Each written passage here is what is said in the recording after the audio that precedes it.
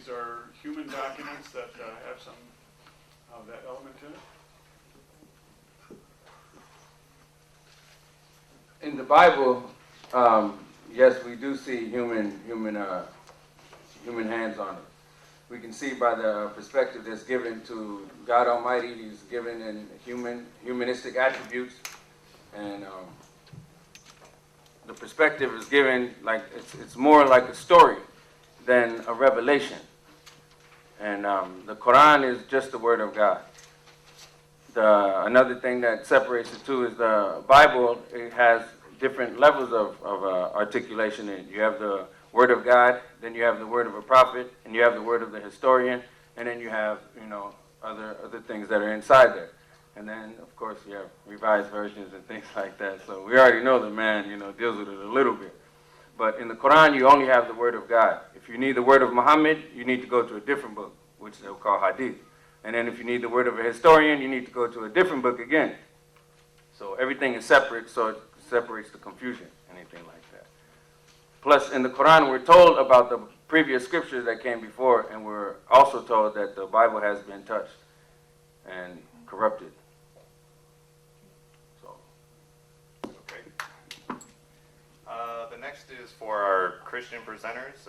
We've had a couple different questions about your, analogy that you had given, Reverend Johnson.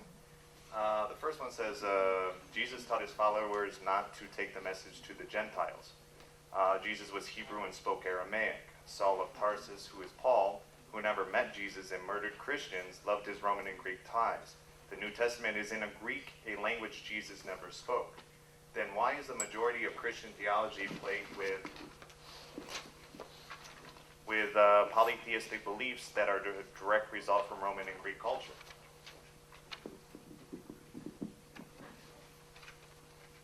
About 5 questions in one there, but first of all, let me say that having majored in philosophy, I certainly understand the influence of Greek and Roman culture on the development of church doctrine, which I think if we do go back to the original Hebrew way of thinking, which is reflected more in Jesus Christ, we would have a more holistic understanding of the faith.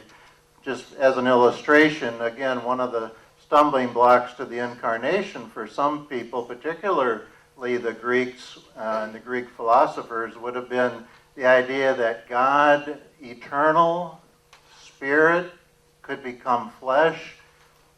Greek philosophy taught that the material world was evil and limited. How would God ever take on flesh? That was, as the Apostle Paul put it, foolishness to the Greeks. Well, the Hebrew mindset didn't see it that way. Jesus certainly didn't see it that way. I don't think the Scriptures see it that way. Creation was blessed by God as good. And so to take on flesh is not something evil. And the resurrection that Christians believe in involves some kind of bodily resurrection. So we don't see creation as evil. But whoever wrote that, I'd love to talk to more in depth later, because we probably agree with more than what you might think. I agree that a lot of Greek thinking and Roman thinking really distorted the original Jewish and original Christian thinking about the world. But what was the last part of the question? Because I want to be fair. I don't know that I answered it. The last part of the question said, then why is the majority of Christian theology plagued with polytheistic beliefs? Oh, the reason for that is the church councils, which evolved some of the creeds and some of the kind of stamp that this is the official way that all Christians are going to have to believe, were very much influenced by those Greek concepts. And quite frankly, we're still getting over some of that. On things like how we view the body, how we view creation. A lot of Christian history has a sad history in terms of how we treated the physical world, because we bought into that Greek mindset that we don't have to care for creation. Creation is evil and it's passing. All we have to worry about is the immortal soul and being released from this evil world. That's Greek thinking. That's not Hebrew Christian thinking. We're a whole human being. We're soul, body together. And the earth is the Lord's and the fullness thereof. We're to be good stewards of God's creation. So I agree 100% with the author of that question, that a lot of that Greek and Roman thinking distorted the true Christian and Jewish thinking. And we're still getting back to that yet today. A question for our Muslim presenters. This questioner wants to know about Muslim marriage and what challenges would a Christian Muslim marriage present?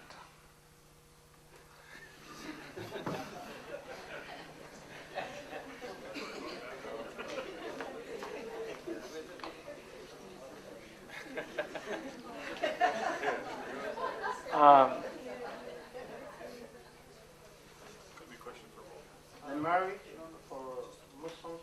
Would you more like the male is Christian or the female is Christian? And why would it make a difference? Oh, you want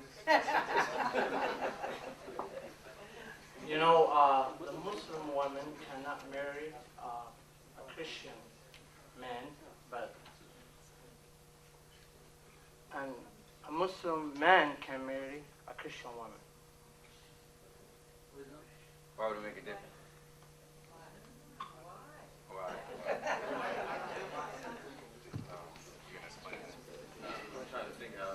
I'm a bachelor, so I don't see how.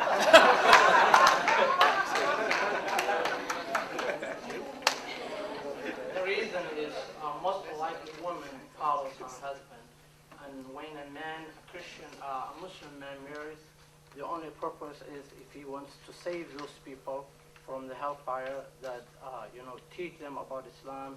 So most of women follow their husbands. That's the purpose that has been allowed to marry a Christian woman. Otherwise, it wouldn't be allowed.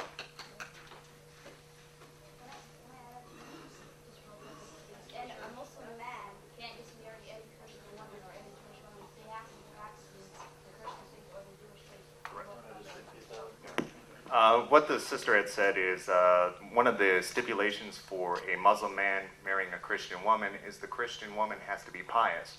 Also, one of the key cornerstones is she has to be chaste. Here in Western society, to find a chaste woman is not the easiest thing to do.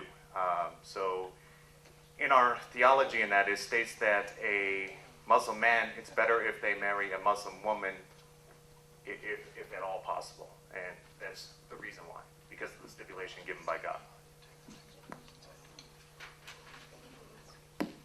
Okay, the next question is there any verse in the Bible where Jesus calls himself God? If yes, please read the verse loudly and clearly for all to hear.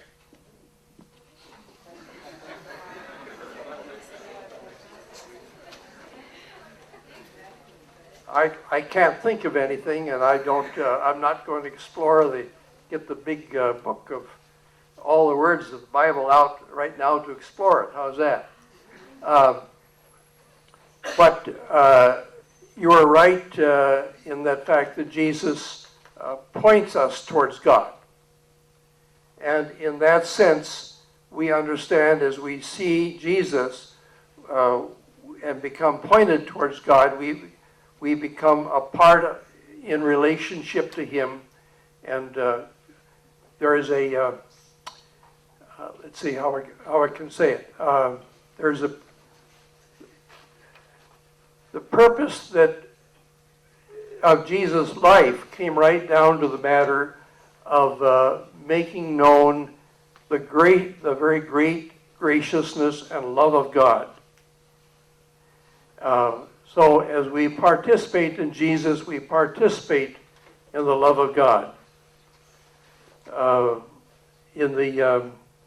Randy indicated that we have problems struggling with the Trinity, and I can tell you that theologians today are discussing that issue. The Christian theologians are discussing that issue. But we begin always with the focus on God as the Father, the basic Father of life. And that